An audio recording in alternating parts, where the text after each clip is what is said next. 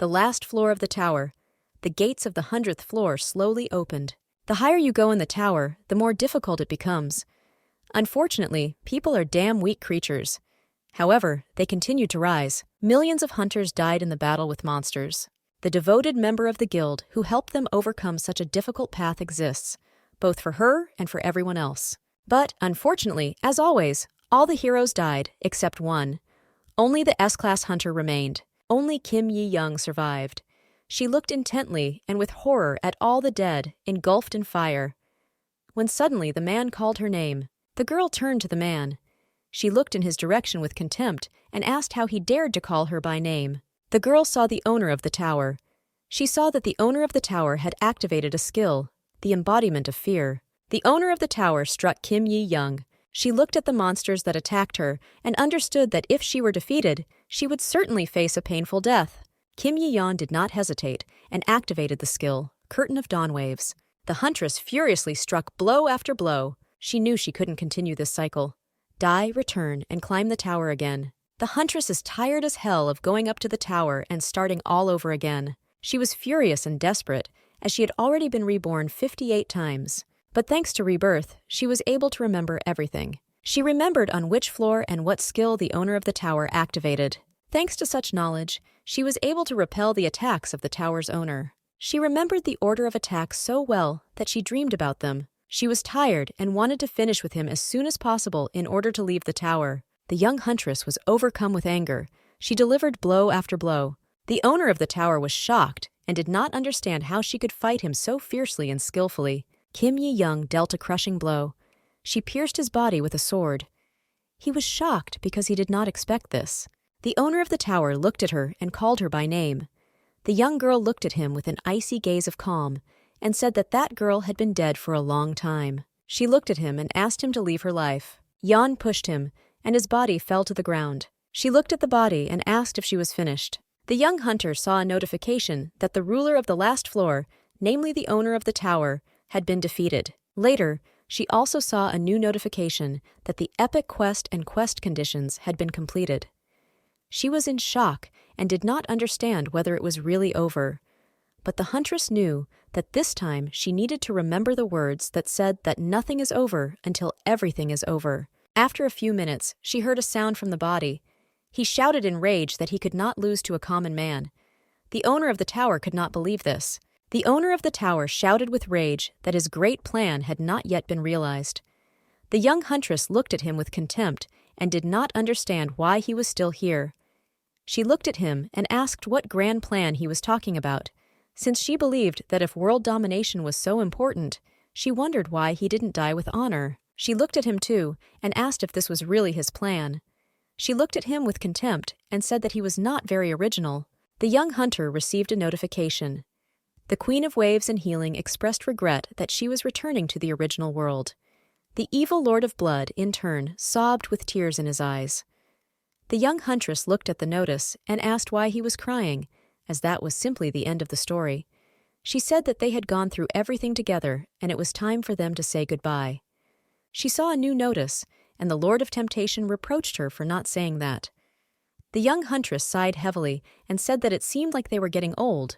She looked into the distance and asked him to go home. The young hunter was very glad that she could soon go home, as her beloved dog was waiting for her there. Her Maltese, Cerberus, must have been waiting for her alone. Kim Yi-young saw the new pressure, and the Queen of Waves and Healing reminded her that when the spell was lifted, the dog would not remember the time it spent waiting. Kim Yi-young looked into the distance and said that this was very good news, and she was really looking forward to meeting her, as she couldn't wait to hug her. The owner of the tower looked at her and said that he would find an opportunity to take revenge on the man. She looked at him and said that he was quite stubborn. The young huntress told him to try to take revenge on the unoriginal author and not on her. The owner of the tower bent over the young hunter and said that since she destroyed his dream, then he would destroy her. The young huntress was furious and shouted at him to die already since he was defeated and not to talk nonsense. She was furious because he had killed a lot of good people. Kim Yi-young furiously struck him. He came closer to her and said that in the next life he would take revenge on her and he would make sure that she remained in this place forever.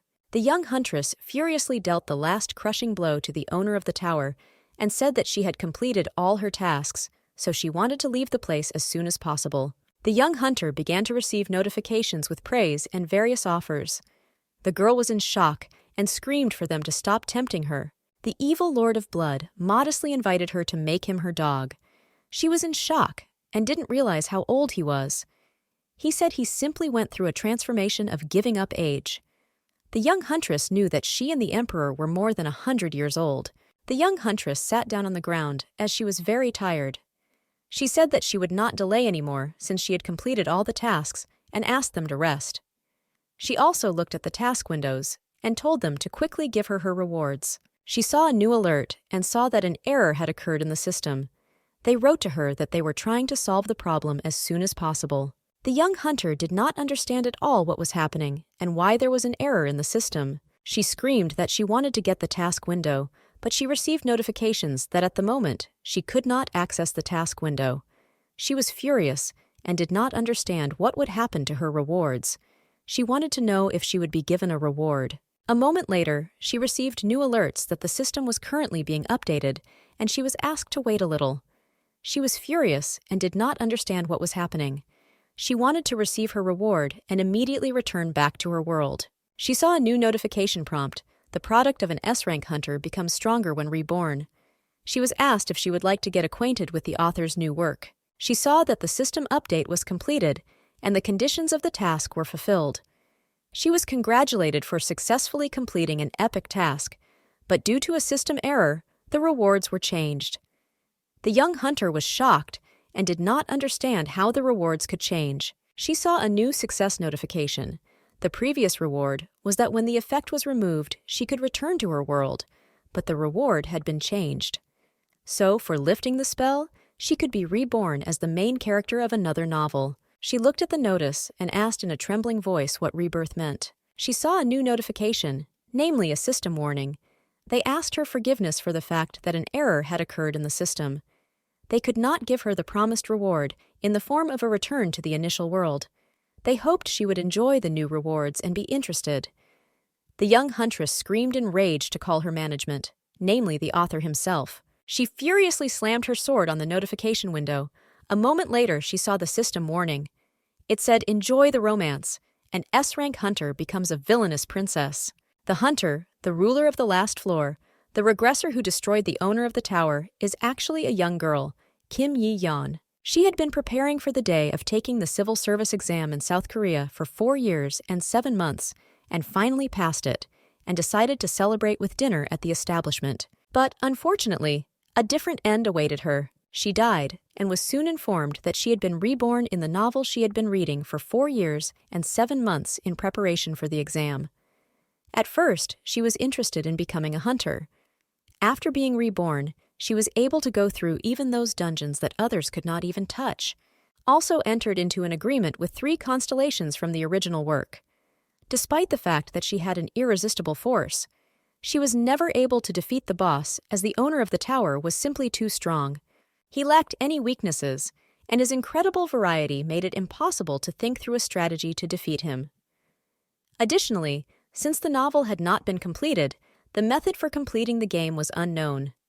However, the young hunter succeeded. She managed to develop a strategy for defeating the final boss after many rebirths. She didn't know what to do now, since she had to simply return to her original world after the victory. But instead of giving her a reward for completing the task, she was sent to another Roman. The young girl was furious because she had not read the novel before. She screamed to be shown the task windows. She saw a notice that she had been reborn as the infamous villainess, Renée Marcise, daughter of the strongest warrior in the Ramdish Empire, Duke Margaret Marcise. In the new notice, she saw that she had been falsely accused of murdering and hiding the saint's body. And now she is imprisoned in a dungeon. She needed to quickly find a way out of the dungeon at any cost. She was glad that she could use the quest window to get an overview of what was happening. She saw that the system only changed the world, and, judging by the title and content of the novel, it seemed to her that she had been reborn into a novel. The young lady was confused as she did not feel any strength in her hands. She looked closely at all her skills and abilities. The system constantly showed only the highest level of accuracy, and everything seemed to be created so painstakingly as if it was done specifically for it, that the system, which had previously been so well thought out, now began to fail. She understood that this rebirth was not planned, and perhaps it was a lesson from the owner of the tower. She didn't understand if this meant that his last curse was so strong that it caused an error in the system. The young lady was confused and did not understand how she should continue to live, but she still thought that there was no point in sitting and thinking in captivity. She knew that she needed to start completing the task as soon as possible. The young lady knew that she needed to escape from the dungeon, then she could get out of the new case. She saw new notices and saw the Lord of Temptation. He warned her that she should not mention his name in this world. She looked at him and asked what he knew about the new world. She sincerely wanted to know more about him. He looked at her and said that this world is connected with the realm of demons. She was surprised and did not understand what was happening. Because I thought it was ordinary fantasy. She looked at him and asked if he could check his stats. The young lady wanted to know if someone's characteristics had changed. The evil Lord of Blood said that his stats had dropped. Also, the others said that their characteristics also decreased. The young lady looked at the notification window and asked how much the performance had deteriorated. After looking at all the characteristics, they realized that her abilities were a little worse than they were before. She needed to understand the standards of the new world. A moment later, she walked up to the bars and tore them open with her bare hands. After she tore the bars free, she momentarily wondered if she should even bother. The greatest warrior of the Ramdish Empire, the cold-blooded Duke Marquis, the only Duke of the Empire, renowned for his exceptional skill with the sword. Over the centuries, the Marquis family raised many swordsmen, but now the family faces an imminent threat of collapse. The only saint in the empire and the bride of the crown prince. Leon Karis, a lady from the count's family, disappeared on the outskirts of the county. The main suspect turned out to be the shame of the Marquis family, the worst villain of the empire, abandoned by her family, Renée Marcès. When everyone heard the noise, they realized that there was a stranger in the dungeon.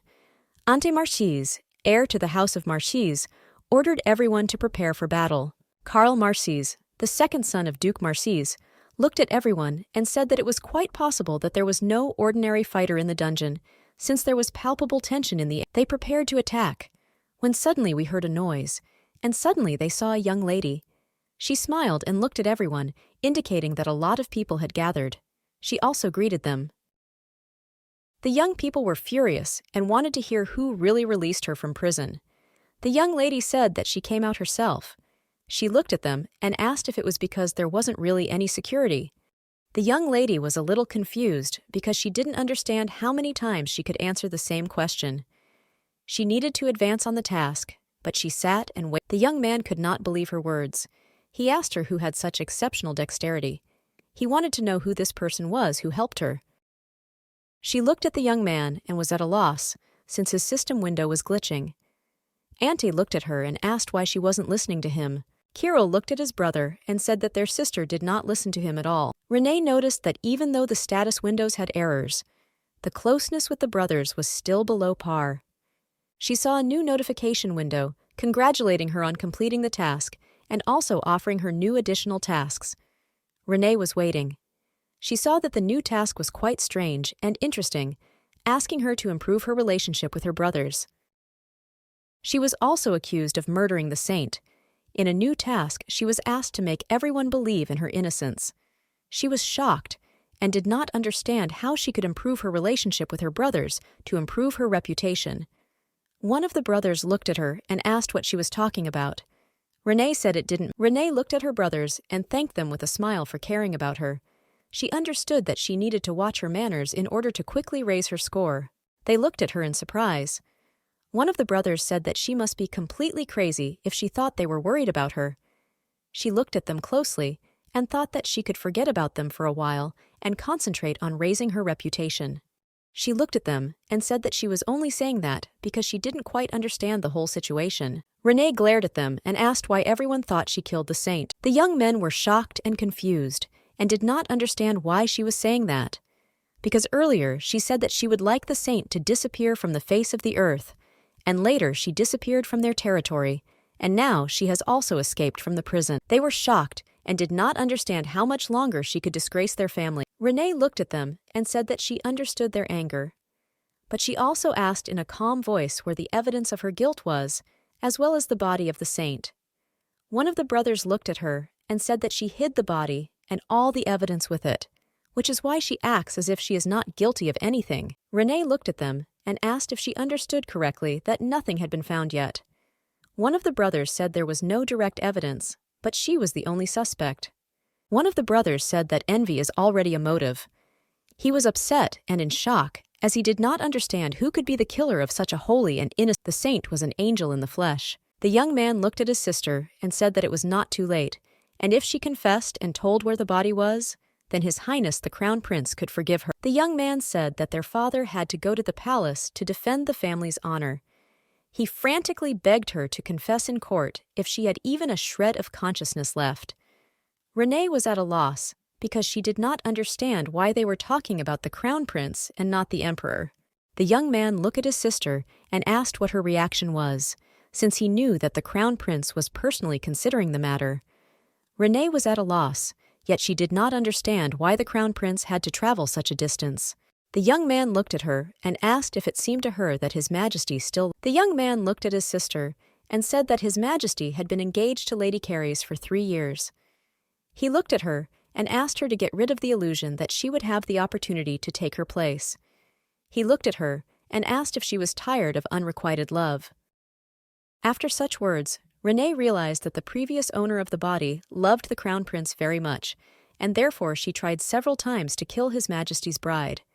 She realized that this time Renee understood that everything was too obvious, but she also knew that something was wrong with the story, but she didn't know what it was. She was confused, as the mission description stated that she was accused. This means that she did not kill her. She knew that the system has neither consciousness nor feelings, and it never lies.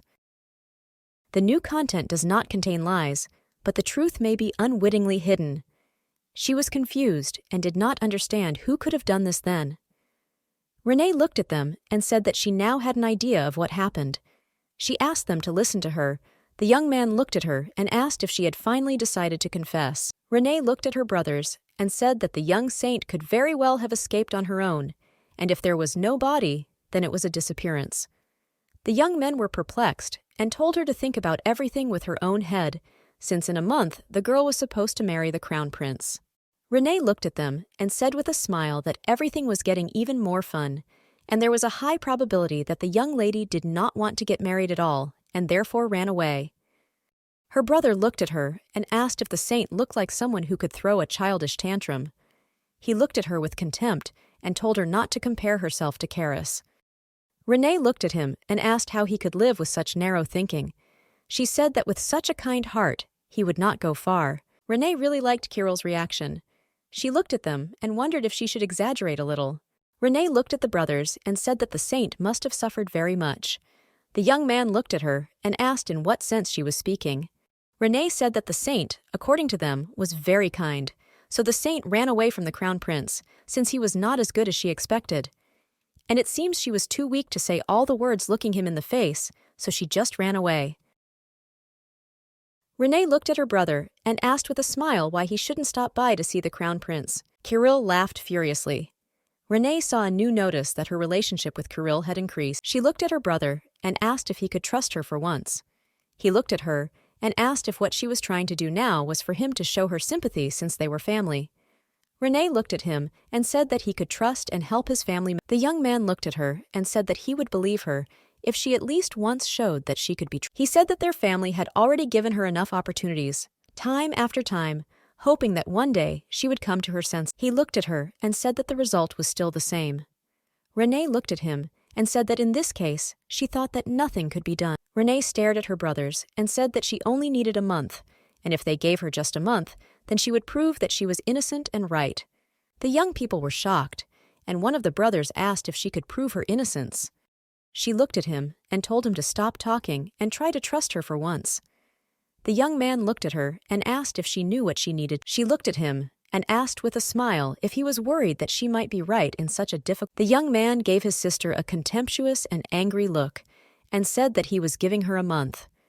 He said that if she could prove her innocence, then he would do everything in his power and even put. Renee was shocked by this answer.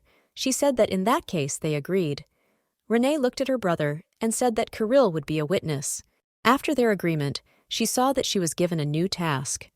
In the new task, she was asked to prove her innocence, and as a reward for completing the task, she would receive an improvement in her relationship with Kirill. Renee was surprised that her relationship with her brother would improve after completing the task, but she was also surprised because she did not understand why, after completing the task, her relationship with the second brother would improve. She realized that despite the fact that she would prove her innocence, the attitude towards her would not improve. She looked at her brother and did not understand what kind of hidden settings he had. The young man was wary. Renee looked at him and asked him to take care of her for a month. The young man was confused and did not understand in what sense he should take care of her. He said it would be wise to prepare now for defeat. Renee saw that there was a lot of suspicion and contempt in her brother's gaze. She came closer to him and made a bet with him, and also thanked him for worrying. Kirill looked at them and said that it seemed to him that something had changed. He didn't plan to shake hands, but he couldn't avoid shaking hands. As an excellent swordsman, he heals the hand of an ordinary person who knows nothing about wielding a sword. He felt nothing in the hand he held, no skill, no kindness. But a second ago, he almost unknowingly pulled his sword from its sheath. He simply extended his hand. Ante was confused and didn't understand why. Renee was confused and did not understand what to do now. Since she had very little information, and even if she tried to start with something, she did not know where exactly. But still, she decided to start by getting a source of information. She knew that in such a huge estate, there must be someone who was friendly to her. The maids looked at her with contempt and did not understand why she was asking such strange questions. They looked at her with contempt and asked if she should just change her clothes. She understood that this was a complete. The young lady was confused and did not understand how the real Renee could even survive in such an environment. She didn't understand how anyone could treat a person with such contempt. She did not understand what to do in such a situation. Renee knew that she still needed to give up trying to get information from the estate, but she still had to try. She came closer to the maid and asked if she could at least tell her where her room was. Since the estate was very large, it was possible to get. Renee was shocked by such beauty. The maid looked at her and asked if she could leave. She noticed that compared to the attitude towards her, the room looked much better. She knew that such an environment was not bad in itself. Renee decided to start by changing her uncomfortable clothes. Opening the closet, she saw many lovely, luxurious, and rich outfits.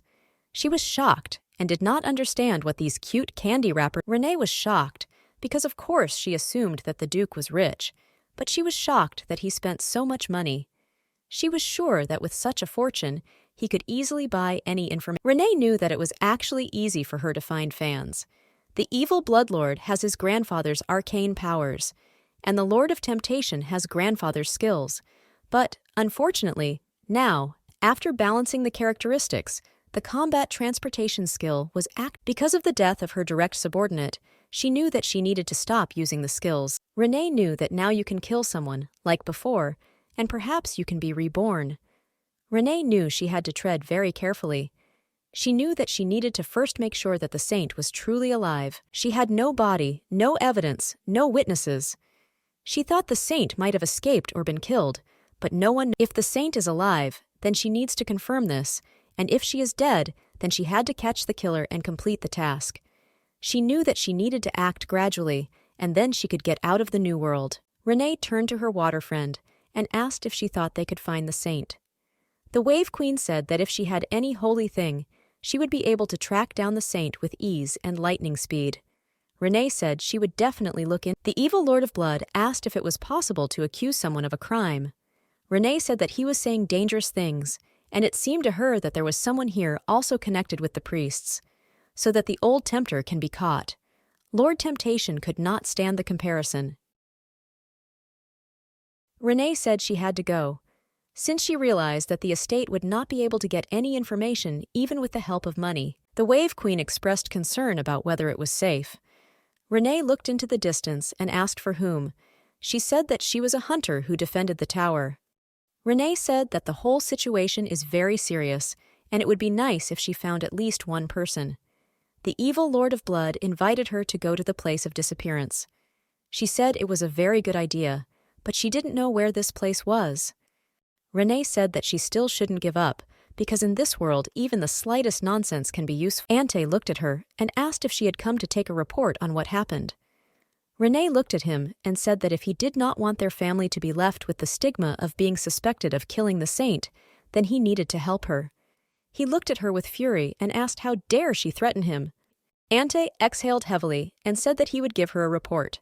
However, he said that there was one condition, as he wanted her to have security with her everywhere. Renee looked at the escorts and was a little surprised, since she knew that she did not need anyone. She looked at them and said that she did not need them at all, since they would only bother her. Ante was furious and asked if she knew the meaning of the word condition. Renee looked at the man who was standing next to Ante and said that in that case, let only him go. Renee said that they would still monitor her and report all the information about her. Renee smiled and asked if it would be easier if his closest assistant went with her. Renee looked at her brother and said that she still needed a carriage. The young man was furious. The girl looked into the distance and asked the man if the saint was last seen at this place, outskirts of the Duchy of Marseilles. According to the report, 10 days ago the saint disappeared while providing healing assistance in the slums, and it is still unclear whether it was a kidnapping or a disappearance. The man called out to the guests. Renee looked at him in surprise. Priest Melson came closer to Renee and calmly asked what was happening. Renee looked at the priest. She was surprised, since his appearance and facial expressions said that he was doing something very pretentious. Renee said she came to find the real criminal. Renee looked at the priest and invited her to cooperate with her. The priest looked at her and asked if she was saying that she was not guilty. Renee said with a smile on her face that this is not a statement, but a fact, because she didn't kill the saint. The young lady looked at the men and said that they also had no evidence or witnesses that she was guilty. And since they are not able to find a connection, they are unlikely to succeed in this matter. The young people looked intently at the girl. Renee said she really hopes they understand that she wants to work together for the greater good, but in reality, she just wanted to extract information from them and investigate herself. The men began to support the young lady because they realized that she was telling the absolute truth. The priest was shocked and did not understand how they could believe in the innocence of the young lady. Renee said she thinks her sincerity is in question at the moment. She smiled and said that she even brought a donation for those who were worried about what happened. The priest was shocked, but after he saw the treasure, his face immediately changed. The young people looked at him with contempt. The priest looked at the young lady and asked for forgiveness for not discerning her true feelings. He smiled and asked how he could help her. Renee looked at him and said that she needed any saint things, and the more the better. The priest said that he had nothing but the saint's prayer book. He looked at her and asked with a smile what else she needed. Renee looked at him with a grin and realized that the more money, the more he served her. She said that she would like to see the tent in which the saint was staying. She was shown where the holy tent was located. She walked in and saw cleanliness, modesty, and order. As soon as Renee entered the tent, she was called out by the knight who was always with her. The man was puzzled by her donations. Renee was surprised and did not understand what was wrong with this, since thanks to the donations, she now has the saint's prayer book. The man said that was not the case. He looked at her closely and said that it seemed to him that she sincerely hated the church, since something similar had happened to the Renee was confused because she didn't understand what he was talking about. She looked at him and asked what happened. The man looked at her and asked for forgiveness. He also added that he should not have said anything more to her. Renee said that he can continue to talk, since she did a lot of things that she no longer remembers. The man said that when the archbishop declared Lady Caris a saint, Renee threw champagne in the archbishop's face to mark the occasion. Renee stopped him and said that was enough and nothing more needed to be said. For a moment, she realized that the previous owner of the body had a very eventful life. Still, the man looked at her and said that last time she said that it was unfair not because— and then the archbishop said that she had committed an unforgivable offense. After hearing what she heard, Renee understood what was going on, but she also knew that people didn't believe it anyway, and the archbishop's actions were in vain. The man looked at her and asked if it was a misunderstanding. Renee looked at him and said that he could think what he wanted. She looked at him and asked, because now everyone is like that. She said that everyone thinks what they want and does what they want, but no one listened to those with a bad reputation.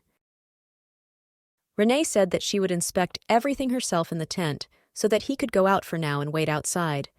The man said that he understood everything and would do everything. In her past life, even in countless rebirths, there were some things that she experienced several times, and she has also experienced. In this case, facts are useless. The truth is that this is what they want to hear, because it's something they don't want to listen to. It was a lie. She knew she couldn't trust anyone. And since she got into this body, she can't trust anyone but herself. No matter how much she is suspected and falsely accused, she will still believe in her. She knew that even if the previous owner of the body was bad, then she would still be faithful to her. And if the world considers her bad, then she will be bad. She knew that from now on, she would never doubt herself again. She saw a new additional task, the conditions of which stated that she needed to find someone who would believe in her innocence. The young man looked at the priest and asked if the Duke's daughter had come to visit them. The priest said that she had arrived, and he also said that the girl wanted to personally conduct an investigation and prove her. Sayedin Ansarad, the man who was called the King of Mercenaries. At the age of 20, he became the head of the Sheer Guild, the best mercenary guild on the continent. One of the two sword masters of the empire, he has many titles and is nicknamed the Light of the Empire. The priest thought that such a person should solve such a case. The young man looked at the priest and asked if he believed that the girl was innocent. The priest said that he didn't quite believe it, but he thought he would get a very strong backlash if he didn't at least let the young lady try to sort out them. The young man thought that most likely the priest had been given a bribe, and what was more surprising was that the young lady had come such a long way to personally check the investigation. He noticed that the young lady was quite impatient. Seaton knew some rumors about the young beauty, that she cut off the Viscountess's hair, stole medicine from the Crown Prince's carriage, and said that she would take care of him. She tripped the saint, and she fell. He, of course, knew that this had its inaccuracies, but he also knew that this in no way concerned him. Sayedin looked at the priest and told him to refrain from giving her any information, and in particular, to hide the fact that there were witnesses. The priest hesitated. The young man said that this was an order from the Crown Prince. The young man said that they needed to meet the Duke's daughter.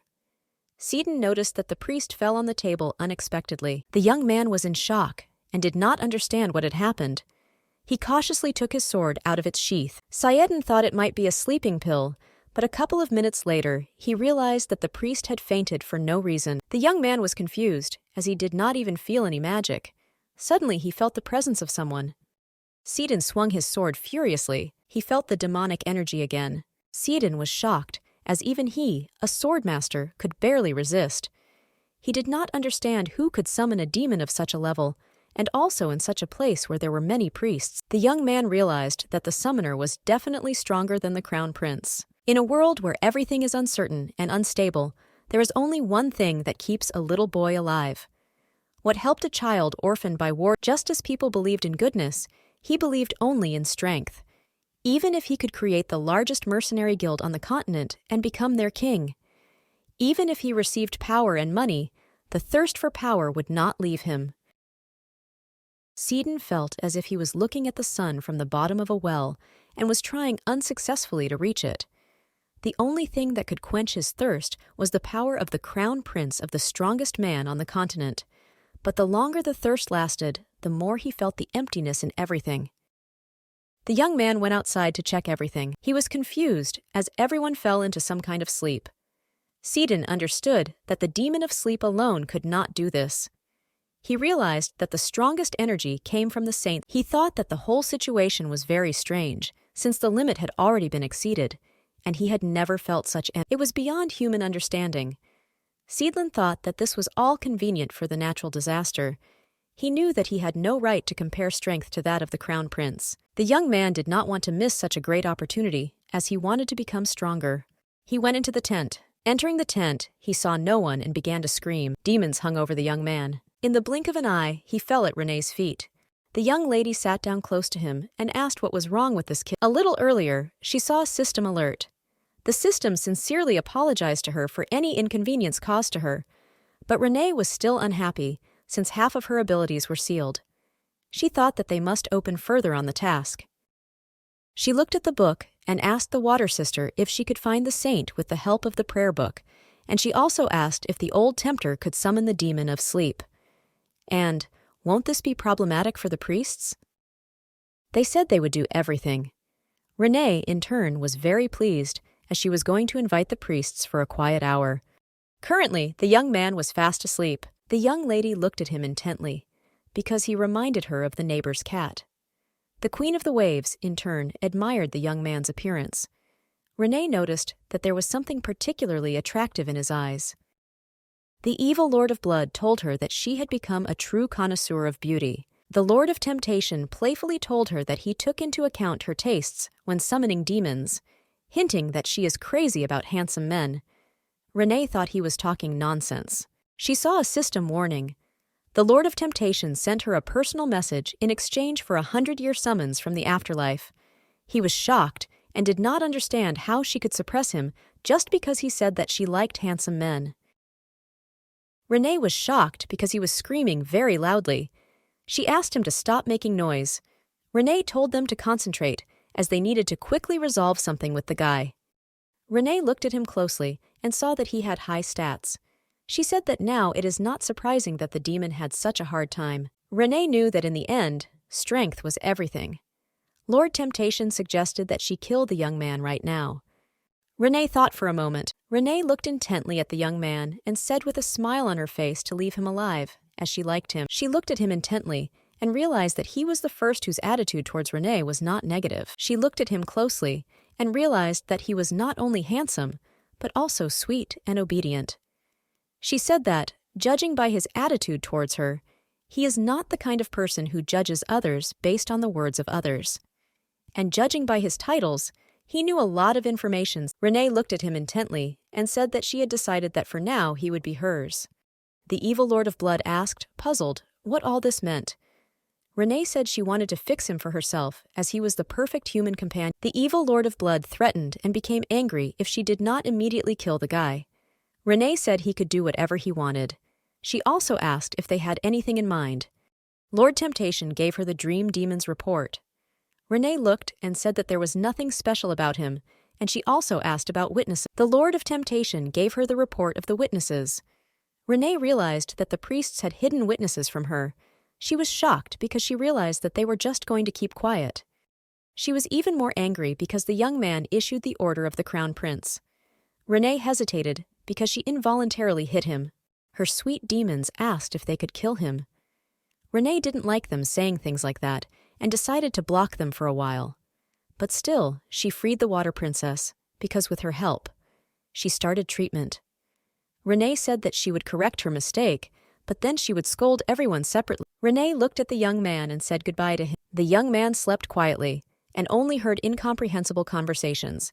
He was ordered to wake up, and if he did not wake up, he would be punished. The young man was perplexed, because he did not understand why they were going to punish. He continued to lie quietly when he suddenly felt pain. Seedlin was at a loss and did not understand why his nose. He woke up and wondered what happened to his energy. Renee looked at him and asked if he was really awake. The young man saw the Duke's daughter. She looked at him and said that he seemed to know her. Renee smiled and asked if they had met before. Seedlin said they had never met. He saw that she was completely different from the woman from the rumors. But still something bothered him. Renee came very close to him. He looked at his hands embarrassedly and asked if she could move away from him. She looked at him and asked if he remembered. The young man was puzzled. When she put her hand on his, he felt the spirit. Seedlin was shocked because he couldn't believe it was her spirit. The young lady smiled and said that he had come for her. The young man, shocked, asked her if it was true that she had summoned a high-ranking demon. Renee said she thought he had a high wisdom score, but he seemed stupid. The young man was confused. She smiled and asked how he carried out the Crown Prince's order. Renee looked at him and asked why he didn't tell her that there was. Seedlin looked at her and said he had no idea what she was talking about. Renee came closer to him and told him not to waste her time, not his. She said that she had only personally met this man and found out. Renee said that she found out what the saint was doing and who told her to hide it. Renee said what bothers her the most is that they hid everything, and they pretended not to know. Rain said that no one kidnapped the saint and that she left on her own. She looked at him and said with a smirk that there was absolutely no reason for them to keep her in the The young man said that the Crown Prince believed that the saint had disappeared because Renee had threatened her. Renee looked at him and realized that he was more obedient than she had expected. She still didn't think he was scared of her. Renee said that since this happened, it was a reasonable assumption. She also added that it was not true. The young man said that the crown prince must think differently. Since the new bride disappeared right before the wedding, in such a situation, and hiding a single witness, either he has lost trust in everyone after the disappearance of his bride, or the reputation of the bride is also. The young man said, looking at Renee, that this is all different from the rumors. He also said that he heard that she had been in love with the crown prince for a long time, but listening to her, it seemed to him that she hated him. Renee agreed with him. She looked at him and asked why all of a sudden she must like the person who took her into custody. The young man was puzzled by the whole situation. After a while, he said that he had something to tell her. The crown prince and the saint are known as the couple of the century, but in reality, everything is different. Their engagement was nothing more than a business relationship, and the engagement happened because Renee shouted with rage that she knew it. She guessed that they didn't love each other. Rain came closer to him and asked why he was suddenly telling her such information. The young man just smiled. Renee looked at him thoughtfully and said, "Whatever it is, if everything he said is true, then everything fits. It was an engagement out of necessity, and the crown prince must have been reluctant to rule out any circumstances in which he might be suspected of kidnapping and murdering his bride." Renee looked at the young man and said that the crown prince had a lump in his throat, so he got rid. Renee exhaled heavily and said that since everything had already become clear, it was time for her. The young man was shocked and shouted for her to wait. He asked her if by any chance she was not a demon. Renee was puzzled and asked what he was talking about. She said she was an ordinary person. He was puzzled and asked how she could achieve such a body condition then. He saw her incredible strength on an incredible scale.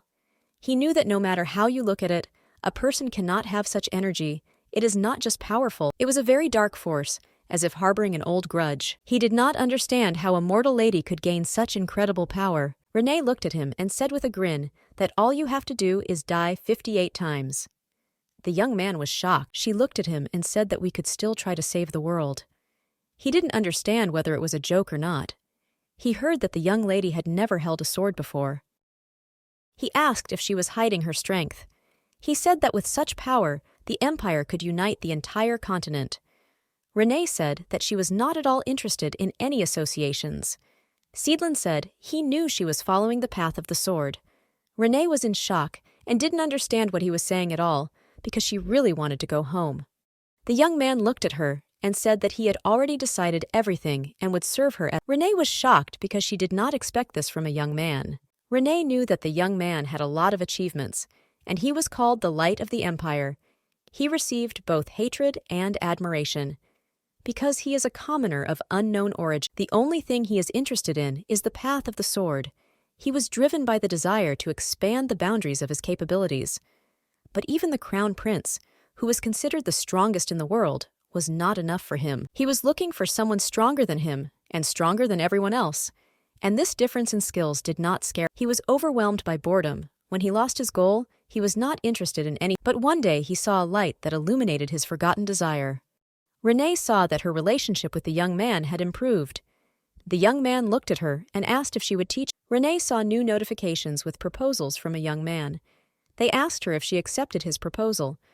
Renee was a little. She had never done anything like this before, not to mention taking on students. No matter how long it took, the result was still the same. She always said that it was very difficult to live alone, but she also did not like to take responsibility for others.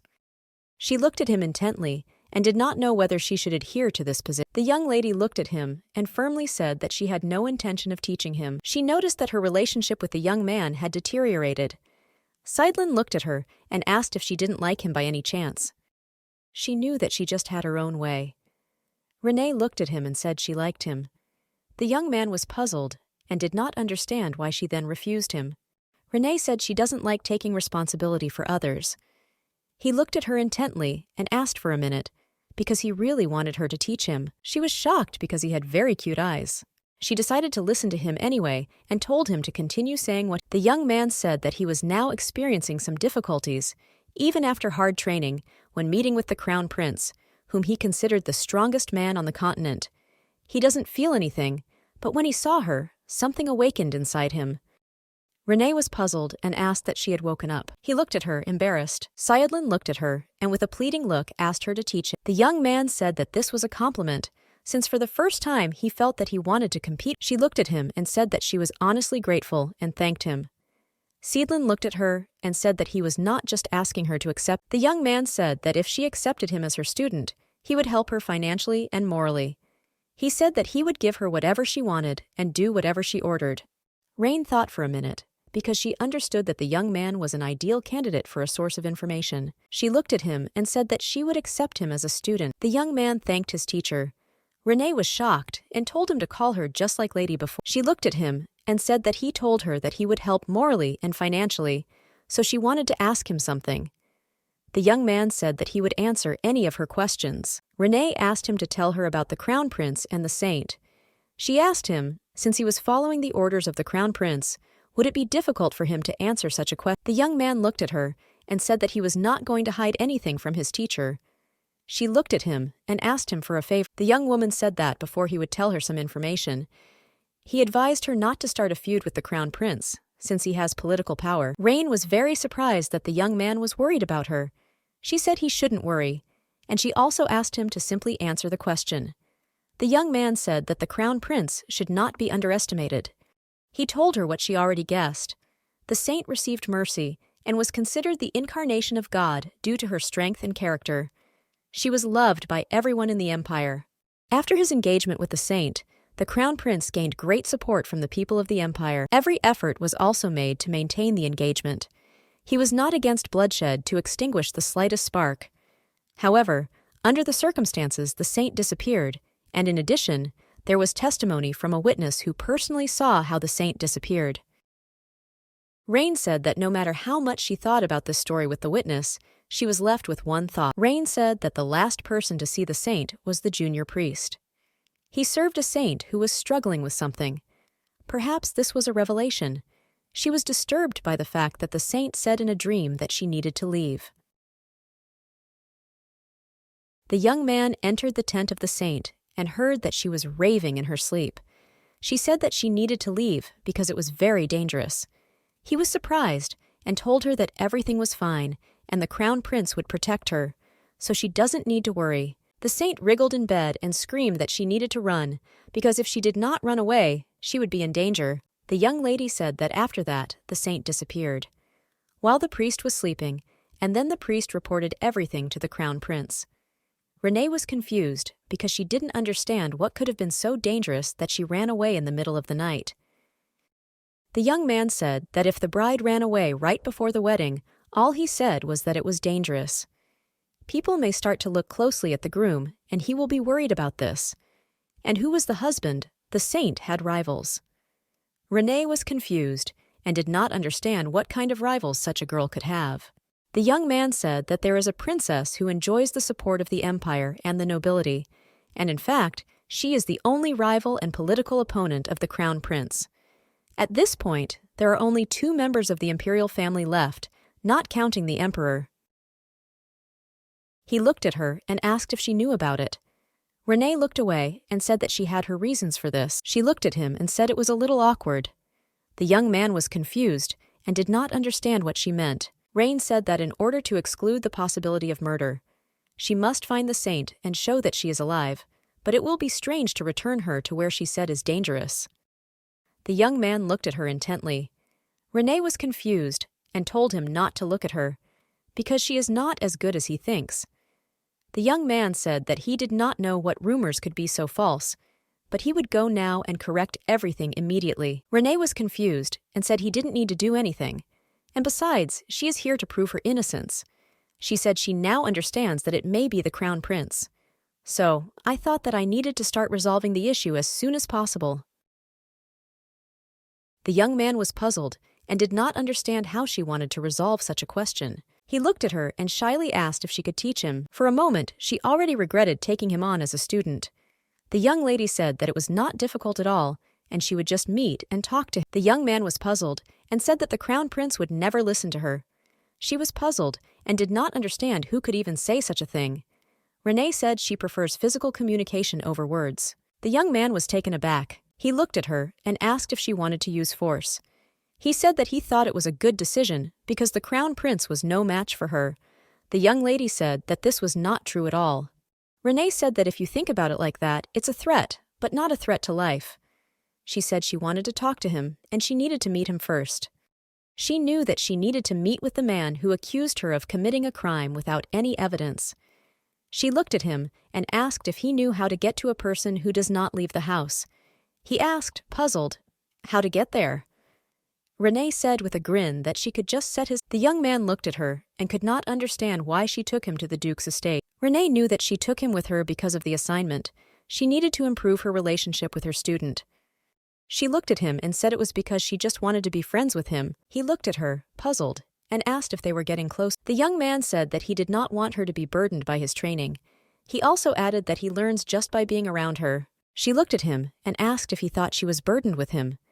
She said that it seemed simple to him and nothing more. The young lady said that it was much easier for her to understand the situation when he was next to her. He looked at her and said it might have been better if he wasn't there. Renee was confused and asked why he thought that. Seidlin lowered his eyes and said that she was the famous daughter of the only duke in the empire, and he was an insignificant commoner. He said that just by the fact that she took him with her, she had already done a lot for him. Renee looked at him closely and asked what that meant. The young man said that aristocrats do not treat a commoner swordmaster in the best way, and the duke's family is known for their swordsmanship, which only makes things worse. He said that he did not want to get involved with them, so he refused the title of Marquis and remained a knight. But the fact remains, and they branded him a commoner. Renee knew it wasn't just his skills. They probably fear that if he gains great influence, he may be in danger. Therefore, they are trying to undermine his authority and get rid of him in his favorite ways. Even she is familiar with this, as many people feared and respected her power, but at the same time longed for her downfall. Sometimes they tried to trick her into getting her attention and exploit her, and then betray her and exploit her reputation. Renee knew that he was worrying about her in vain. He looked at her and said that he had everything prepared. Renee said they could go home then. The priests were shocked because they had never seen the young man so polite before. He looked at her intently. Renee looked at him and asked if he wasn't called the Light of the Empire. The young man said that it was awkward, but that's what they... She thought about ignoring it, but since it was so serious, as an elder with a similar life, she had to give him advice. She said that even she was an aristocrat, disgracing her family, and he was a commoner, the Light of the Empire. She asked him, maybe he doesn't know why they... She said that even if he was tired and survived, he should not avoid them, but should remain confident. She said that he should not care about other people's opinions, and aristocrats who create the appearance of their importance. She told him to stand his ground, and if he frowns, wrinkles will appear. She said that from now on, no one will take care of him, so he doesn't have time to worry about those who don't like him and who don't like him. She told him to believe in his reputation and act decisively, doing what he likes. She wanted him to be confident like she used to be. He was puzzled because it seemed to him that his apathy had disappeared. He looked at her carefully and realized that it was right to make her his teacher. She saw that her relationship with the young man had improved. After arriving at the estate, they immediately saw the brothers, and they quickly attacked. The young lady looked at her brothers and said that since Sayedin was the only one who agreed to help her, they should not fight without reason. The brothers were furious and did not understand where her manners were, since she was the daughter of a duke. They shouted that she arrived in the middle of the night and also brought a man with her. Ante didn't understand how she dared to behave like that. Renee looked at him and told him not to shout like that. He screamed because he didn't understand how she could talk to him in such a tone. Renee said he could do whatever he wanted. The brother was shocked and did not understand where her sister's manners were. She pointed at the maids and told them not to pay attention to what she was saying. She also told the brothers not to blame all their problems on her and not to ask only her younger sister. She said that the lady was completely absent and asked them to address her as an ordinary person. The Antes looked at their sister and said that no matter how hard she tried to be cruel, she was still a lady. They said that no matter who Sayedin was, even if he was a follower of the crown prince and a swordmaster, he was still... Renee was furious. She said that the brothers were right, and he was one of the 2 swordmasters in the empire. She said she brought a guest of honor into the house, and they had to take care of him right away. She shouted that they were not important, but empty-headed. The young men were shocked as they realized that they had simply been scolded. And this was done by the most problematic person in their family. My brother was also in shock and did not understand how she could now bring someone into the house, even if she denies her guilt. She did not dare to bring strangers into the house. Renee was furious and shouted that she had brought a person who could prove her innocence. She said that if he was not going to help her clear her reputation, then he should shut up and sit in silence. The young lady looked at him with contempt and realized that she had won this fight. The demon supported her because she did everything right. Renee looked at her brother and asked if he had said everything or not. If so, then they will go. Ante was furious and shouted at her to stay put since they hadn't spoken yet. Renee said she didn't care and wasn't going to continue the conversation. She said that she was busy with a guest, so she asked them not to bother her and invited them to read the newspaper. And if he then comes to her, she will agree to talk. Ante didn't understand what the newspaper had to do with it. He shouted to her that he didn't understand anything. Kirill looked at his brother and said that this was a failure since it was the first time he had seen his sister speak so confidently.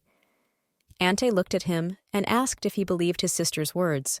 Kirill said that even if their sister is insane, the king of the mercenaries himself recognized her, and this inspires confidence, and if she really turns out to be not guilty, then the family will benefit from this. Ante looked to the side, puzzled.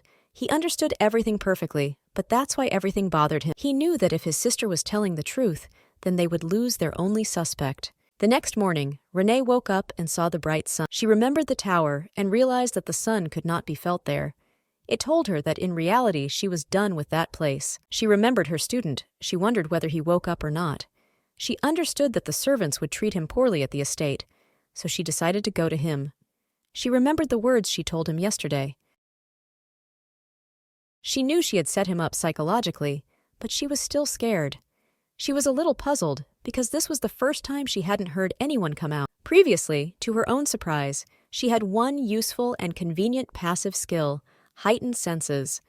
In the tower, such a knock meant that thousands of enemies were fleeing, and one had to constantly use such a skill in order to survive. However, after entering the new world, the skill was turned off, and Mara told her that someone had come. The reason why she turned off the skill was simply that in this world, no one could lay a finger on her. The demons started laughing at her.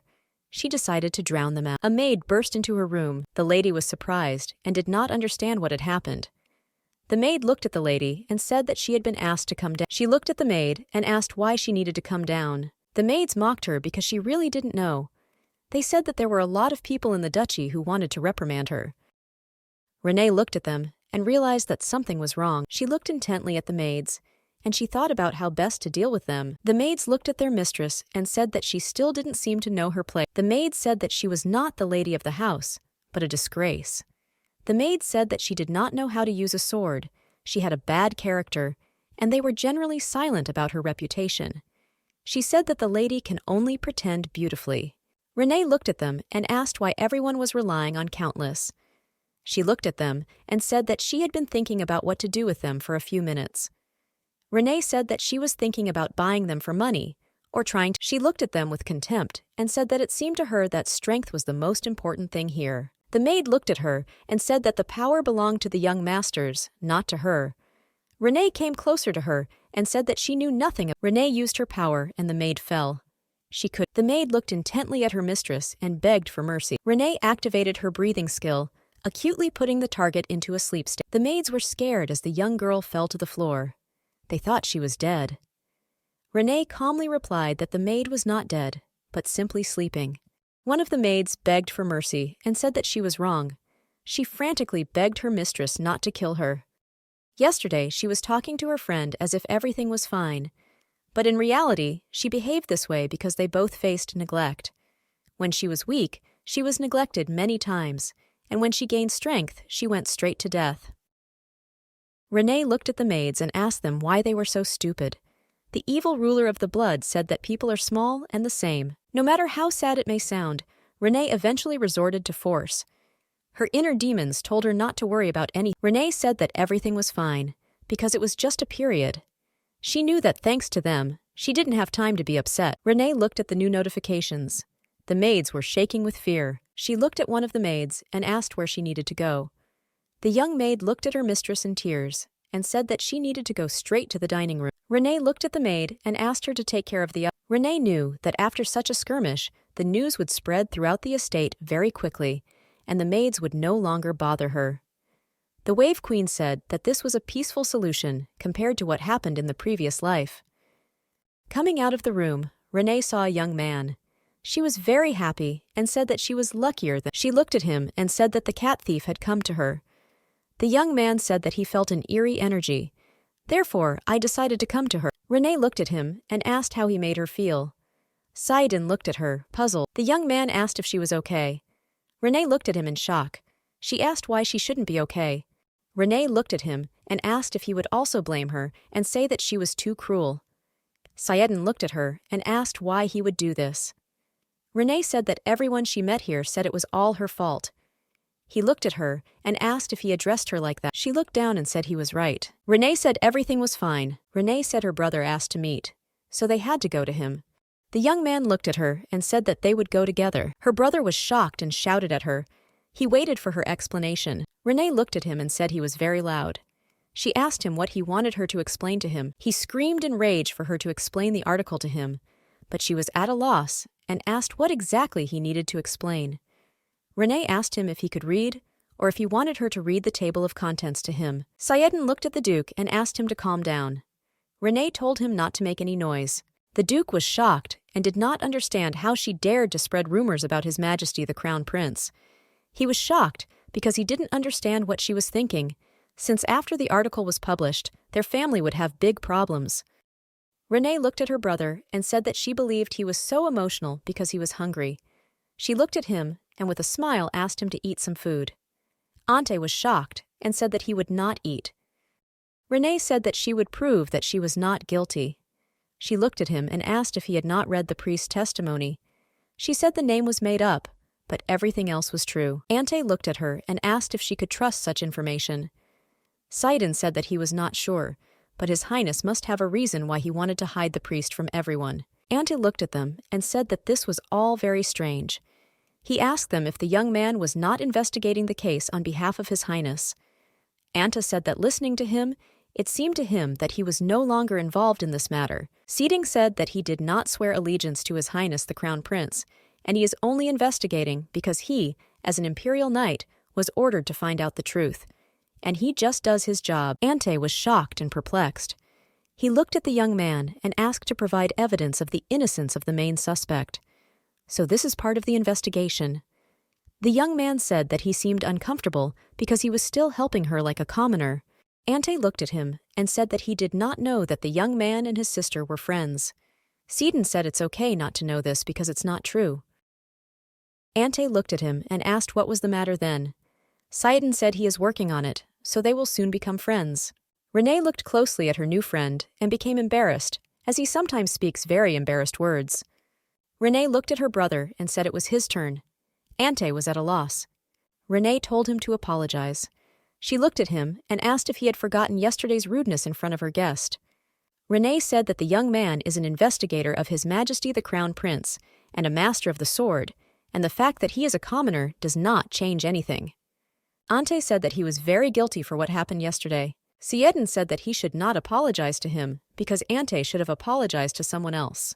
Renee said that he was right and Ante should apologize to her. Ante was at a loss and did not understand why he should apologize to her. Renee said he was rude to her yesterday. Ante said that she was also rude to him yesterday, and because of her they were considered the family that killed the saint. Renee was shocked and said that she had found a witness who refutes all the accusations. She looked at her brother and asked how long he would behave so vilely. Ante said that she became the main suspect due to her habitual behavior, and still there was little evidence of the veracity of the article. And if she provides more concrete evidence, then he will ask her for forgiveness.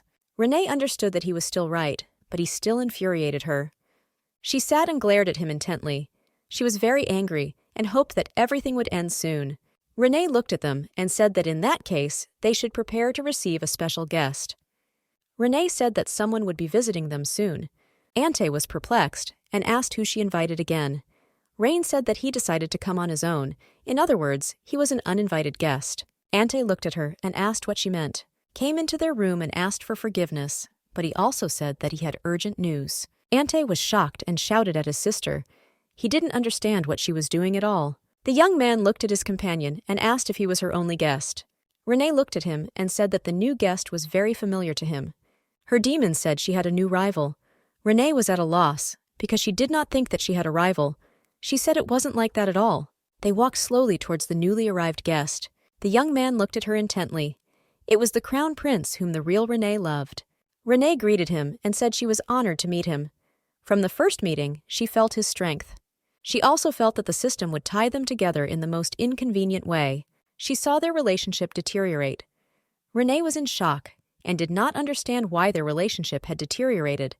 She just said hello to him. Ante looked at the crown prince and asked what brought him to them. The crown prince came closer to her and said that she was not even trying to hide what had changed. He looked at her intently and asked who she was. Renee looked at him with a cold gaze and told him with contempt not to touch her without her permission. She said that they should not provoke each other. If he had something to say, then he could talk and leave. She had heard that he was the strongest in the empire, but she still knew that he was no match for her. The crown prince said it didn't matter now, and he was now convinced that she was responsible for the disappearance.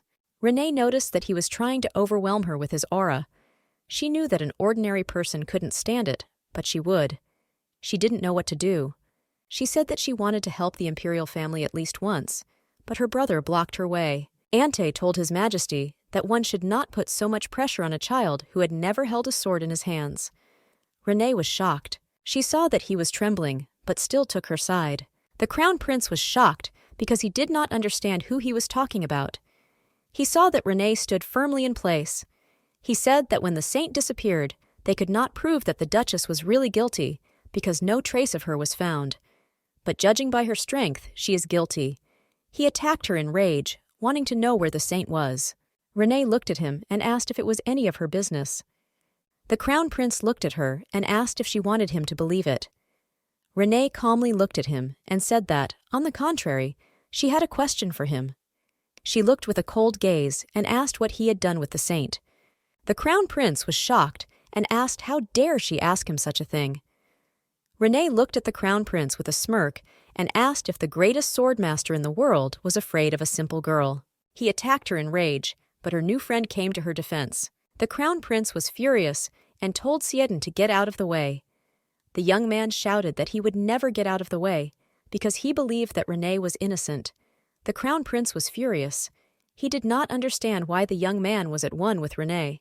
Sieden shouted that he was not at one with anyone. The crown prince shouted that no one in the empire hated the saint as much as she did, and he claimed that the saint had disappeared on their territory. Renee is capable of killing her. He could not understand what other proof he needed. The young man looked at him and asked him to calm down.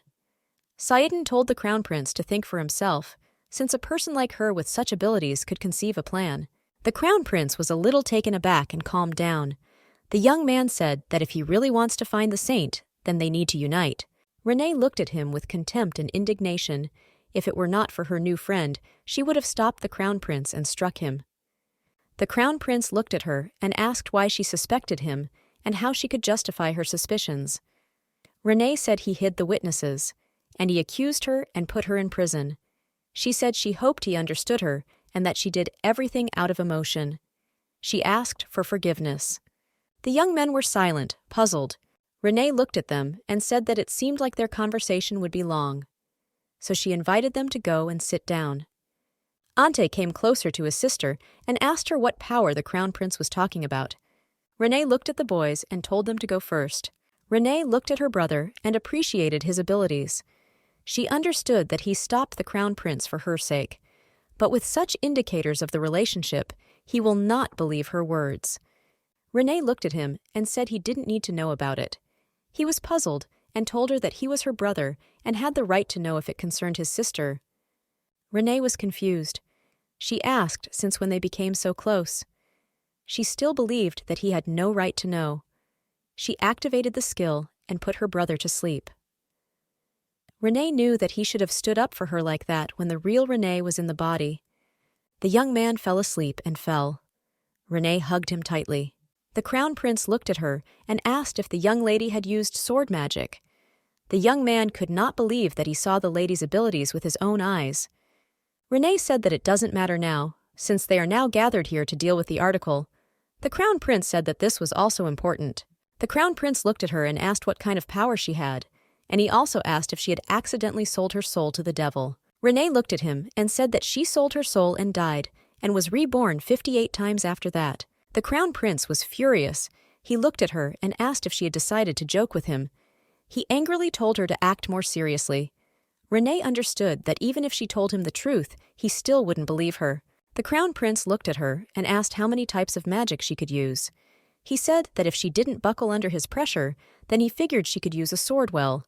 Renee was puzzled because she didn't understand why she had to explain her abilities to him. She looked at him and said that he seemed to have misunderstood everything. Renee said that she did not become his subordinate, even if they have a common goal. The Crown Prince looked at her and said that he would not ask any more questions about her skills. But still, he was puzzled and did not understand why she was still hiding them. He said that if it was known that she was a magical swordsman, she would be treated better. She could inherit the duchy and receive a title and also found a new family. She understood that he was now saying that she was treated this way because she was weak. She knew that the law of the jungle is very simple. The strong hunt the weak and rule over them. According to the tempter, this world is fixated on the law of the jungle. Initially, the continent was ruled by monsters, demonic beasts that were stronger than humans and multiplied faster. But people were smarter. People united and fought back against the monsters. They built walls and created a state. The monsters were driven out beyond the borders drawn by people, and they took power over the continent. Then began the Age of People and the Renaissance period. When the danger in the form of monsters disappeared, people already outlined their borders and pointed the sword at each other in the struggle for resources and land. Destroy the monsters. Fight with people. The empire grew, following the law of the strongest. A war-torn world where rivalry reigns. A family maddened by power. The Crown Prince is more interested in a new face than in his bride. The fact that the lady of the family was called a disgrace because of her weakness was depressing. She knew that these were the strange things of this world. Renee said he was right. Because if she had talked about her power, she would have been given the place of heiress, and she could have become the creator of a new kind of aristocracy, and they would have started to take her more seriously. She looked at him and said with a smile that she was not at all interested in what he was talking about. The young men looked at her, puzzled. She looked at them and asked what would happen if she became the new heir. Renee said that the founding of a new family would only add to her problems. She said that she didn't need power, she didn't need all that. Renee said that she absolutely does not care whether people who judge a person by his strength treat her well. She said they ignored her, belittled her, and did not consider her as a person. But once she showed her abilities, everyone started taking her seriously. She was disgusted by this kind of behavior from people. The Crown Prince was surprised. He said she spoke as if she still didn't know anything about the world. Renee smiled and asked what exactly she didn't know. She said she felt regret in his words. She asked him what if she told him everything. She looked at him intently and asked if he would take advantage of this and treat her instead of the saint. The Crown Prince was furious at her words. She looked at him with a grin and asked if he was really angry and if her words were true. The Crown Prince looked at Sidon to gain his support. Renee looked at the Crown Prince and with a grin told him not to blame the young man. Renee said that, first of all, he did not swear allegiance to him. Renee said that she was not at all interested in what kind of relationship he was with the saint. It was much more important for her to prove her innocence. Renee looked at them and asked them to concentrate. She said it doesn't matter if she's strong or not. Renee looked at the Crown Prince and demanded that he declare that she had not committed a crime, and then she would retract the article. Renee stared at the Crown Prince. She knew that the easiest way to clear herself of murder charges was to enlist the help of a person who was highly respected. The Crown Prince looked at her intently. In a trembling voice, he asked if she was really not guilty. She said that she would like to ask him the same thing. The Crown Prince said that she had gone completely mad. He did not understand why he should kill his own bride. He looked at her and asked, puzzled, why he should kill the man who would one day become the empress. Renee looked at him and said with a smile that this was the whole reason, since the saint wanted to leave him. Renee understood why the Crown Prince suspected her. The real one, Renee, did a lot of things, so he immediately thought about her.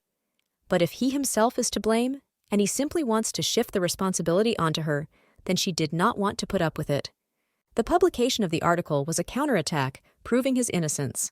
She had to shift the focus away from herself and onto the new suspect crown prince. Now she will gradually study everything to understand whether he is really to blame. She truly wanted to see his real face. She looked at him closely and said with a grin that this could very well be true. Renee said that he failed to keep the saint who wanted to escape from him, and everything that he could get from the wedding disappeared with the saint like a midsummer night's dream. And so he decided to kill her. Her evidence was undeniable. She wanted to prove his guilt. She looked at him and asked how he liked her hypothesis. The crown prince was furious and shouted that the saint never intended to run away from him. Renee looked at him and with a smirk asked if he had proof, since she could provide evidence that she was not guilty. He hit the table furiously and told her to listen to him carefully. He said what he wants, explain something. The crown prince said that if anyone is to blame for this, it is not him. Renee noticed that his aura fluctuated depending on his emotions, and if he were a criminal, this wouldn't happen. She looked at her demons and asked them if they thought she should trust him. She noticed that the old man refused to vote. Renee noticed that this was cowardice on his part. Renee said that at this rate, they will never finish and will blame each other. She said they needed to make a temporary truce. Previously, she said that she would withdraw the article, and he, in turn, would drop the charges against her. The crown prince said it was not in his power. She looked at him and asked if he was the one investigating the disappearance of the saint. The crown prince said that even if he was responsible, he needed convincing proof of her innocence. She looked at him intently and asked if this would be enough. She gave them a note and said that it said where the saint was last seen. They were puzzled. Renee said there was evidence there that the saint was still alive. She asked if this was enough. Renee said that the reason she is the main suspect in the saint's disappearance is because she disappeared into the duchy. Renee said that while she was in prison, she was seen in another place, and since she was still alive, then Renee was not a criminal. The crown prince was at a loss. He did not understand where she even got such information from. Renee looked at him with contempt and asked why she would even tell him anything. The crown prince said that if traces of the saint could really be found, then the charges against her would be dropped. Renee said they needed to make sure first. The crown prince looked at her and said that she would have to wait at the estate. She was shocked and asked him to repeat it. The crown prince said that she did not seem to fully understand the whole situation. He said that no matter how much she suspected him, she was the main accuser. In the blink of an eye, Renee destroyed the piece of paper on which the information was written. The crown prince was shocked. She looked at him and said with a grin that he seemed to be the one who didn't understand the situation. Since she still believed that he was the most reliable suspect, she herself obtained such information. She said they needed to come to a compromise. The crown prince was puzzled and did not understand what magic she had used. He looked at her and asked how he could be sure that she would not kill the saint. Renee looked at him and asked how she could be sure he wouldn't do this. Renee said that honestly, if she wanted to kill the saint, she would have been dead a long time ago. She looked at him and said that he was now aware of her abilities. She extended her hand to him and asked if they had agreed. He ignored her for a moment. Renee thought that the crown prince was a real rude man. Renee looked at him and said that they agreed.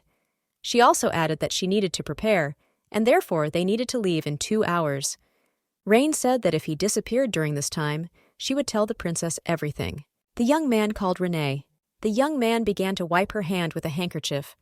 Renee was puzzled. She didn't understand what he was doing. Seeding said that she only held His Highness's hand.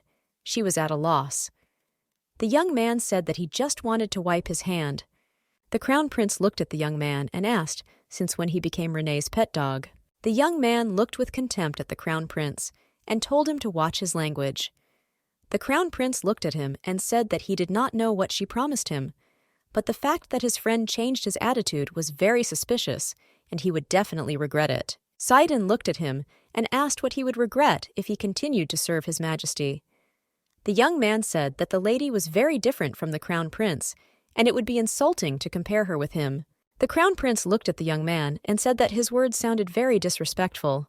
The young man looked into the distance and said that the lady would not have reacted like that. The crown prince looked at the young man and asked him if there was a hidden meaning in his words. Seedon said that it seemed to him that he also asked the crown prince to prepare for his departure. The crown prince looked at the young lady and asked if she was okay. She was puzzled and asked him in what sense. He said that she had left the territory of the duchy. Renee looked at him, puzzled, and asked what was causing his concern. He said that it was well known that she never left her territory except for a banquet. Renee said that you can't spend your whole life just on your own territory. The Crown Prince said that he was surprised to hear such things from her. Renee said that this was not surprising, since he knew nothing about her. She also didn't really know anything about Renee. She constantly wondered why the girl had so many hidden sides. She thought Renee was just a stubborn villain. But the more she was in her body, the more everything seemed very complicated to her. The Crown Prince looked at her and said that he knew that she did not usually wear such clothes. He looked at her closely and said that she usually never wore anything other than dresses. Renee said that this is actually what she prefers to wear. The young lady was a little embarrassed that she was cheating on the taste of the real Renee. But still, recently, she only wore a dress, and now she was wearing Ante's clothes. The Crown Prince looked at her and asked why she had not dressed like this before. Renee was puzzled and asked what kind of questions he was asking her. Renee looked at him and said that she would tell him everything since they were together now. With a smile, she said that she did not love him anymore. She also added that now there is one less fan. The Crown Prince was puzzled by her words. She looked at him and asked if it was true that he thought that she would always run after him. Renee said that once it was all over, she wouldn't see him anymore, so he wouldn't have to worry about it. She said with a smile that she simply promised him that she would never love him again. And now she will pretend that she never loved him. He looked at her and asked what she would do now. Renee looked at him and asked in what sense. The Crown Prince asked if she was planning to attach herself to someone else, as she had with him before. He hoped it wouldn't be Sidon. Renee was confused and did not understand what he was even talking about. The Crown Prince said that Sidon is a good knight and his subordinate. But yesterday, he saw the young man fluttering around her. Renee was shocked. He looked at her and asked if the young man appealed to her pitiful sense of compassion, or if he was trying to make a good impression, demonstrating strength. Renee said that she didn't understand anything and asked him what he was talking about. He annoyed her. She told him to get on with his life. The young lady did not want to continue the conversation further and rushed forward. She rushed forward and caught up with her new friend. He looked at her and said that they should arrive in a couple of hours. Renee was confused because it had been so long. She was puzzled and said it was very slow. Sidon asked for her forgiveness. Renee looked askance and said that he should not apologize, but the Crown Prince should apologize, and for that matter, it was all because of him. Since he was wasting their time dragging a bunch of knights around with him. Renee said that the more time passes, the more unclear the situation becomes. The young man looked at her, puzzled, and asked what she meant. Renee looked into the distance and asked why she still liked the Crown Prince. The young man laughed. Renee said that now she should definitely avoid such people. The young man looked at Renee and said, "If she only orders, then he will get rid of him." Renee said that if she had wanted to, she would have killed him long ago. She was a little puzzled because she didn't know if it was possible to say that, since their conversation sounded like a conspiracy. Sidon said that he serves her, not the prince. Renee said it was still a conversation. Renee looked at him and told him to keep it in mind for now. The young man looked at her and asked if she was all right. She looked at him, puzzled. He said that maybe he was exaggerating, but it seemed to him that something was bothering her. She said that it was all because she was imagining things for herself. She looked at her hands and told him not to worry and that she was fine. The young lady activated the water blessing skill, an active skill that eliminated all accumulated fatigue. Renee looked at her friend and said that she would go ahead. The young lady was marked at full speed. The wounded woman didn't show it, but her friend was right. She was worried. The main task had already appeared a long time ago. The special task will be completed soon. But the epic quest that ends your time in this world has not yet appeared. The only quest that will send her back is the epic quest. She thought that she needed to complete the preliminary task first.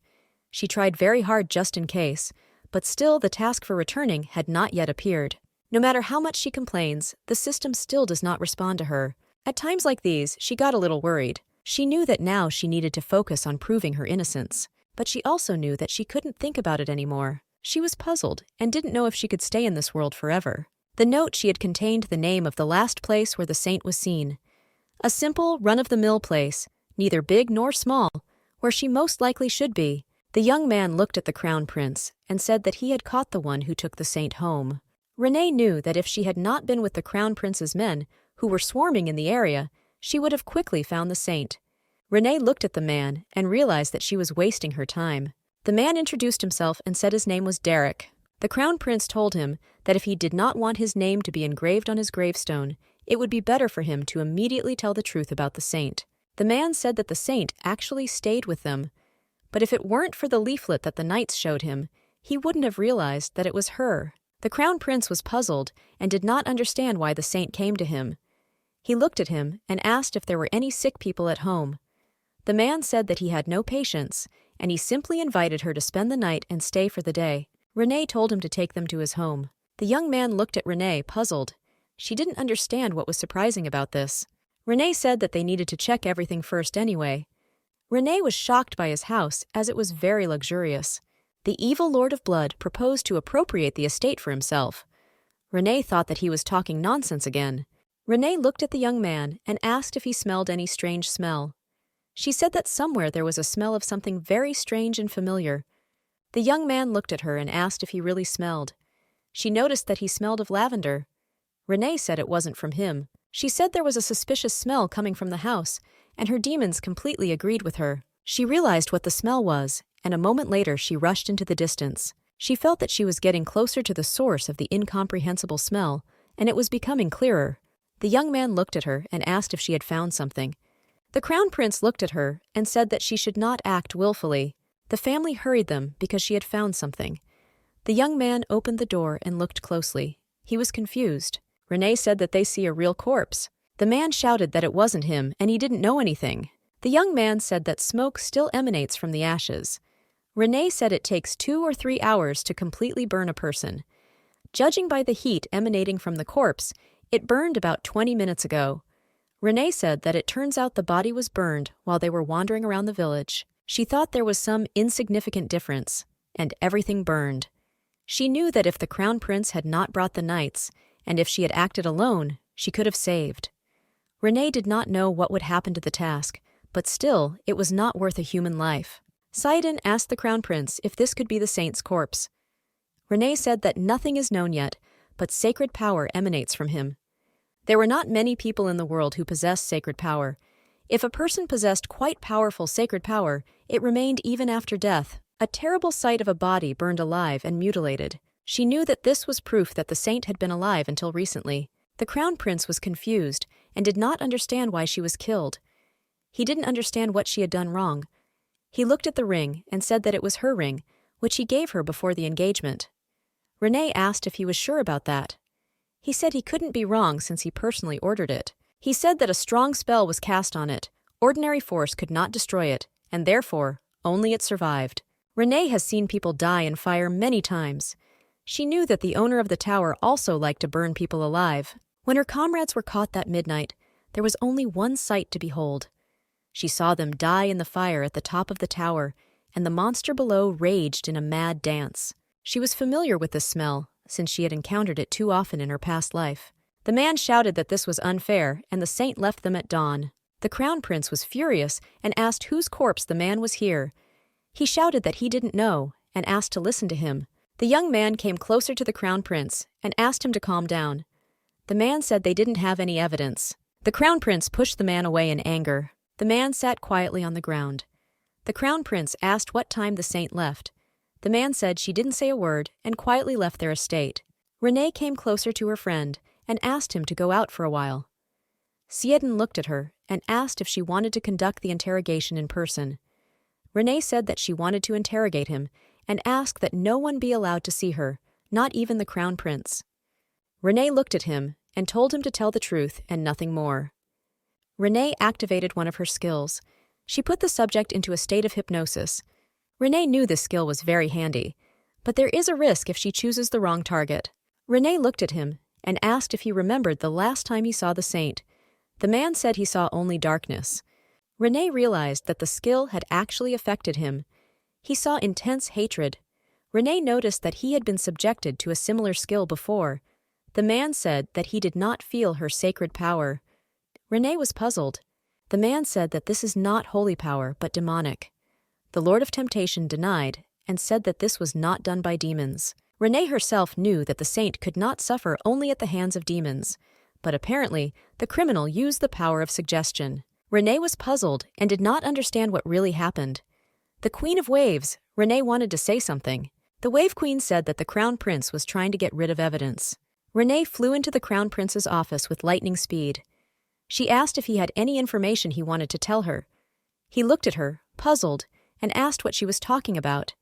Renee attacked him in rage and said that he had found the saint's suicide note. He looked at her and asked with a grin if she had a secret relationship with his knights. Renee said she had no connection. She just has very good intuition. The Crown Prince looked at her and said that her behavior did not seem to be just intuition.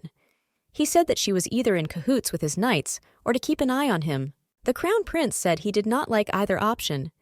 Renee asked with a grin what the big deal was. She said that if he were in her place, he would have done the same thing. Crown Prince said that he was not in her place. The Crown Prince said he did not show the tapes for her safety. Renee didn't understand what kind of nonsense he was talking about. He looked at her and told her to look at the documents, and he also said that he would be interested in looking. Will she be able to remain as calm when she reads it? She took the document from him with lightning speed. She read the entry. It wrote that the saint's life was overshadowed by tragedy, and she could not tell anything because of her duties for the sake of the empire. But she couldn't stand it anymore. The evil overlord advised her to run away right now. The saint wrote that it was a false engagement to a man who did not love her, and the one who tried to kill her because of this engagement. The saint wrote that these facts tormented her for a long time, but she was able to forgive them, both of them, no matter how much they tormented her. She could happily say that she loved them because there was someone she could not forgive, namely she, who allowed herself to be dragged into such a situation. Renee was shocked and told the Crown Prince that they were now in the same boat. Renee looked at the Crown Prince and said that their boat was sinking. The Crown Prince said he didn't know what she was talking about. Renee was shocked and said that if anyone found out about the note, it would be the end for both of them. Renee knew that failing a few extra missions wouldn't hurt her too much, but it was difficult for her to imagine what would happen after the failure of the main task, especially since a reward is something that is so necessary now. The Crown Prince looked at her and said that if she kept her mouth shut, no one would know about anything. The Crown Prince said that I couldn't do this to Sveta, as she was very stupid. Renee said he was telling the truth, and that someone else probably set it all up. She looked at him and asked if he really didn't feel the danger in this. The Crown Prince said his knights were good at keeping secrets, and he had no intention of making any announcements, until it is confirmed exactly who the corpse belongs to. Renee looked at him and said that if he was so confident in himself, they could bet rumors would spread about the note. He was at a loss as she offered him an argument. Renee said that he's the only one who doesn't fully understand what's going on. Renee said it's a trap, and those who set it up want to make sure they're complicit. She asked him if he hid the note and said that he trusted his people. Did he think that everything would be according to his will?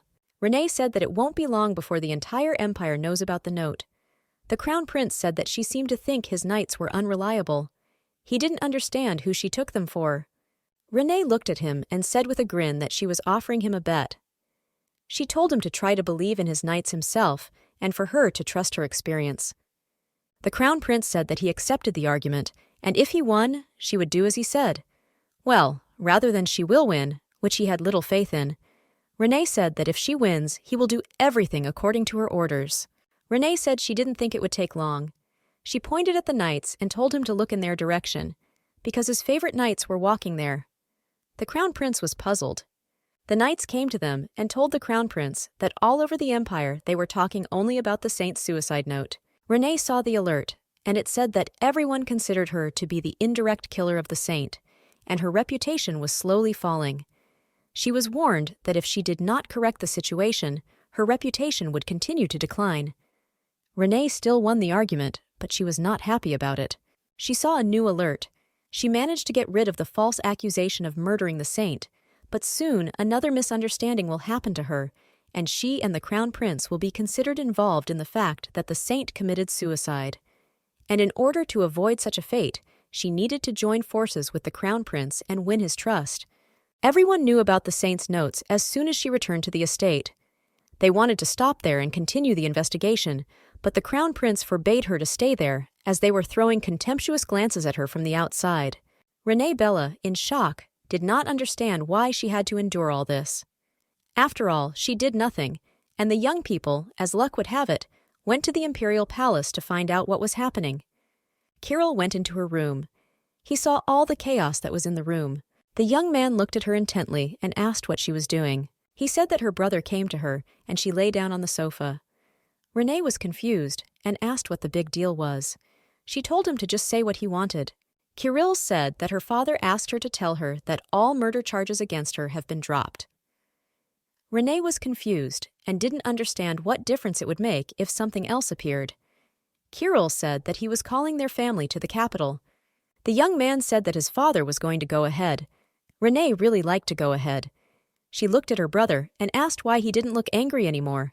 Kirill said that he was very angry. She looked at him and said that he was not as angry as Ante. Kirill said that Ante simply loved the saint, and that's the whole point.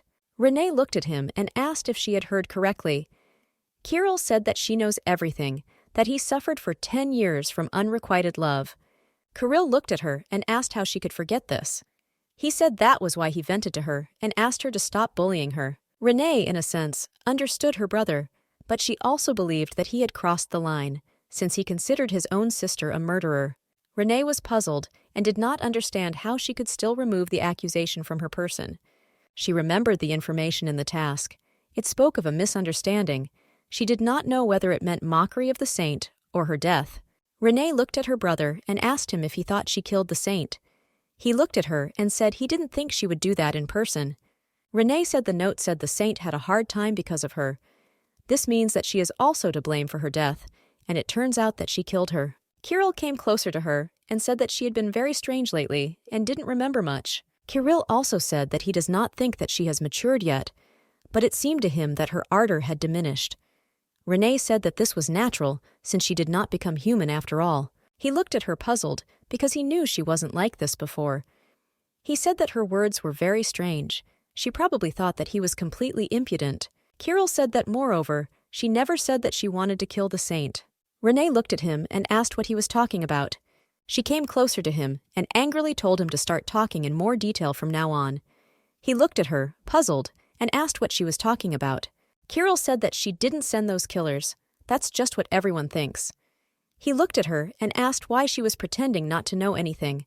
Renee was shocked and asked when she could send them and what he knew. The saint is the guardian of the empire. If this person has hostility towards the empire or the crown prince, he could very well send an assassin to destroy everyone. Since the crown prince has a title, it means that he wants the collapse of the empire and most likely supports the princess. Renee was confused and asked him if he was sure it wasn't her. The young man said that their family knew that she was not smart enough to send different killers. Kirill said that their brother locked it because he begins to lose his head when it comes to the saint.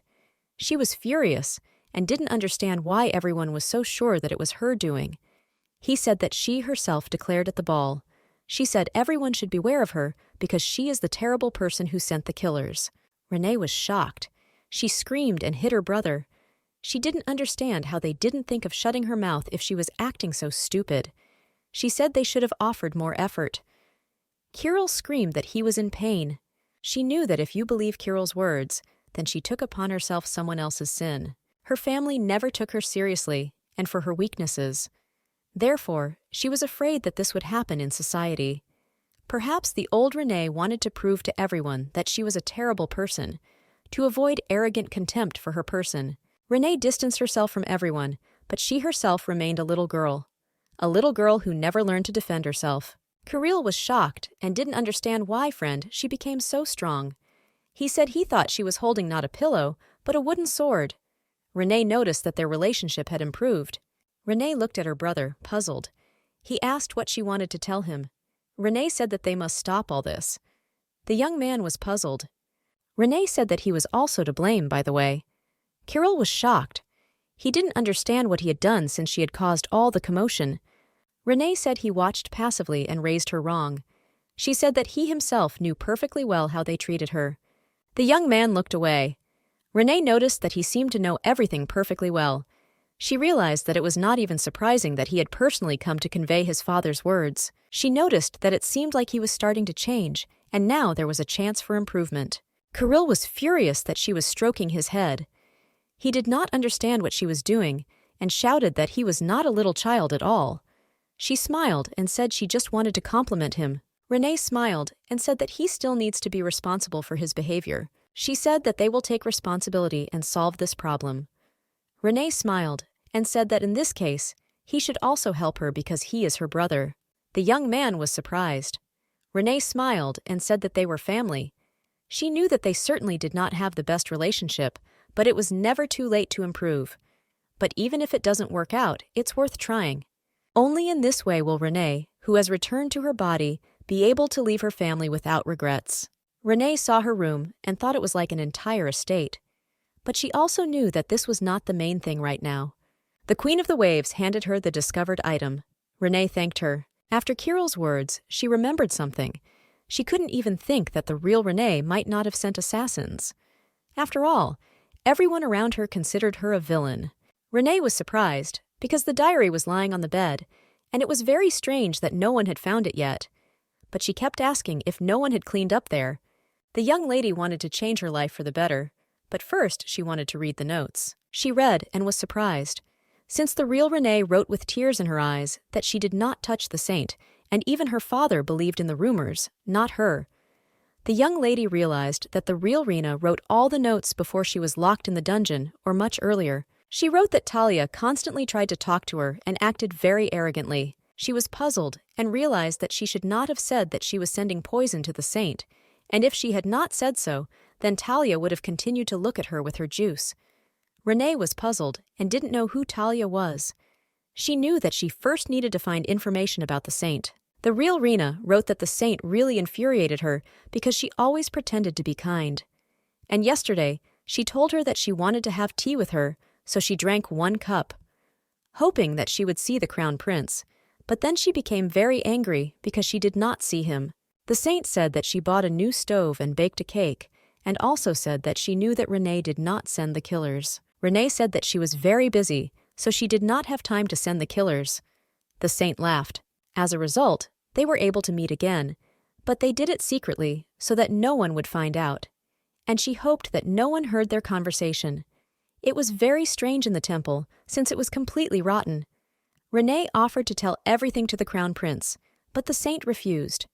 The saint did not think that the crown prince loved her, and that he would go against the temple for her sake. Renee didn't know what to do. The young lady was in shock and didn't understand what was going on. She understood that if everything was true, the situation looked completely different. The saint also knew that Renee did not try to kill her. Moreover, they were each other's only close friends. The young lady knew that the real Renee was indeed unreasonable and stupid, but she really wanted people to be wrong and no longer call her a villain. The young lady realized that it was not just that she was in her body, since among all those people, there was not a single one who could help her. But the saint simply did not have enough strength to stop evil. Renee knew that if she sat and racked her brains, she would not find the culprit. But, unfortunately, now she had very little information about the world. Renee knew she was capable of getting a lot of information, and most importantly, she knew where to dig. Renee knew that first she needed to complete a new task and get the book. Kirill read the notes, puzzled. He looked at her and asked if it was all true. Renee calmly replied that it was all true. Showing the diary to Kirill was in some sense an adventure. If he did not believe even after reading the diary, then Renee was going to persuade him with her fists. Kirill was puzzled and did not understand why she was saying this only now. Renee said she didn't know and asked him if he would believe her. Kirill said that naturally he would believe it. He looked at her puzzled and said that he still doesn't fully believe it, but he will try. Kirill looked at her and told her not to be deceived, and he was not going to spare her for tarnishing the family's reputation. He said his only goal is to get rid of the stigma. She looked at him and said with a smile that he was not telling him something. He looked at her furiously. Renee came closer to him and told him to sit down and calm down, and also thanked him for believing her. She knew that if he had believed her earlier, many things would have been served differently. Renee knew that he shouldn't apologize to her, so that was enough for her now. Renee said that she understands perfectly well that it is difficult for him to fully believe in her words, so she wants to have a banquet. To prove you're right. Kirill said that only a brother or father can arrange a banquet, and all he can do is this small tea party. Renee was puzzled and did not understand why, since he is a member of the ducal family. The young man knew that his father simply valued his brother more than them. Kirill said that it is not easy for even his brother to do this, since his father does not like unnecessary expenses. Therefore, for such an event, there must be a reason or a birthday. But Renee asked Cyril for such a banquet, which would be attended by the heads of the lands and influential aristocrats. In other words, this event had to accommodate as many people as possible so that everyone could see it. She knew that in this way it would be possible to calm the rumors about her at least a little. She wondered how special the banquet would have to be for it to happen. Kirill said that, for example, obtaining the highest level of swordmaster. Then the father will happily arrange a banquet. Renee didn't understand why he didn't throw a banquet for Kirill. Kirill said that it's all because he has an average level. Renee looked at her brother and asked him to honestly admit that he did not like his brother. Renee said she would teach him a lesson. Kirill was puzzled and did not understand how she would do this. She came closer to him and said that there is one way. She said that then he could achieve a high level. Sometime later, a ball took place. Everyone was actively discussing the Duke and his money. One of the ladies saw a couple dancing.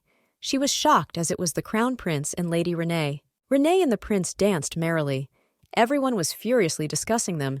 Since they looked alike, they didn't know what rumors they had. The deputy commander of the court knights, whom Kirill defeated, also had a high level of sword skills, according to the commander who witnessed their fight. It was all about pure aura. But Mr. Kirill gave some kind of unintelligible answer. They asked him how he managed to become stronger in such a short time. The young man only said with a grin that they should ask his sister. This was the only answer to the question of his strength. Everyone was watching them closely. Saidin stared at Renee and the Crown Prince. Kirill came closer to him and told him to stop looking at them like that, and he also asked the young man if he really had any interest in Renee. The young man was puzzled and did not answer. Kirill said that it was just a joke, and the young man also congratulated Kirill on reaching the highest level of swordmaster. Kirill said that he achieved success, not only with the help of his own powers, but all thanks to his sister. Saidin looked at him and asked what he was saying. Kirill was puzzled because she didn't tell him anything. Kirill wanted to tell the young man everything, but he was interrupted. Because the crowd wanted him to talk to him, the young man was at a loss, since he had never heard of a way to become stronger in such a short period of time. He looked intently at the couple and did not understand what was going on in the young lady's head. He really hoped that she would one day share her secret with him. Renee walked closer to her friend and asked if he liked the banquet. The young man said that it seemed that rumors had spread very quickly, and many famous aristocrats had gathered at the banquet. Renee said it was very good. Saidin said that all their eyes are focused only on her, and no matter what she says, she will become the center of everyone's attention. Renee knew that attention alone was not enough for her. Killer Saint is a braggart, a villain with valuable information. In order to rivet all their eyes on her, a grand show is needed. She said she uses it all to her advantage. After all, only this will allow him to shock everyone at once and correct Renee's reputation. The young man was confused and did not understand what she was talking about. The Crown Prince came closer to her and asked her what she was doing there, since he was looking for her. He looked at her with a smile and said that everyone was asking where his beautiful partner had gone. Renee was puzzled and said he needed to stop saying stupid things. The young man looked at her and said with a smile that she could go, but he would stay and wait for her. Renee smiled and said that she would be back soon. Renee told him to remove his hand. The Crown Prince said it was all for their plan. She said that she simply had no more words. She asked him to quickly remove his hand before she broke his fingers. The young man remembered her words. She told him to believe in his glory and live doing what he liked and not what he liked in others. At first he felt better after her words, but now he was confused again. After all, he had never regretted giving up the title before. Renee thanked everyone who came to the event. She said that she wanted to raise a glass to her brother, who brought glory to her family. Among all the noise, she heard their ridicule, who came to look at her out of idle curiosity. Renee wanted to see how long they would last. Renee looked at them and said with a smile that now she would like to answer the question that worries everyone, namely, that she helped Kirill become stronger. One of those present looked at her and asked her to tell her about the method in a little more detail. Renee looked at him and with a grin on her face asked why she had to do this. Everyone was puzzled. Renee said that she couldn't tell her secrets to everyone, and the fewer people know, the more valuable the information. According to Cyril, in this world, the highest level of sword skill is something incredible, as if a commoner became an aristocrat.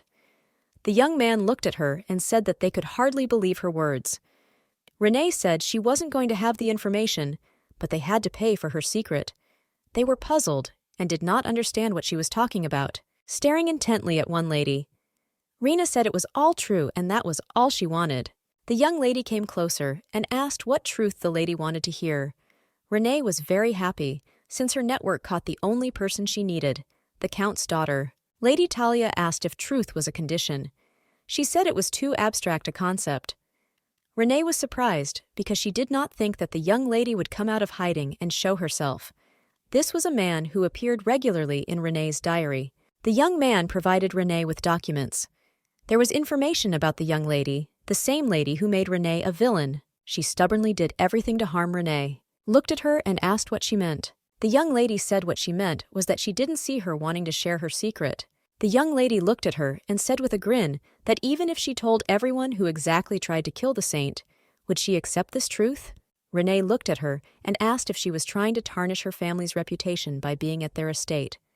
Until now, Renee has only endured humiliation and insult, but soon everything will change. The young lady said, looking at Renee with contempt, that she was surprised that Renee began to worry about the family's reputation. Renee grinned at the young lady. She knew she was smarter and more resourceful and wanted to compete with her.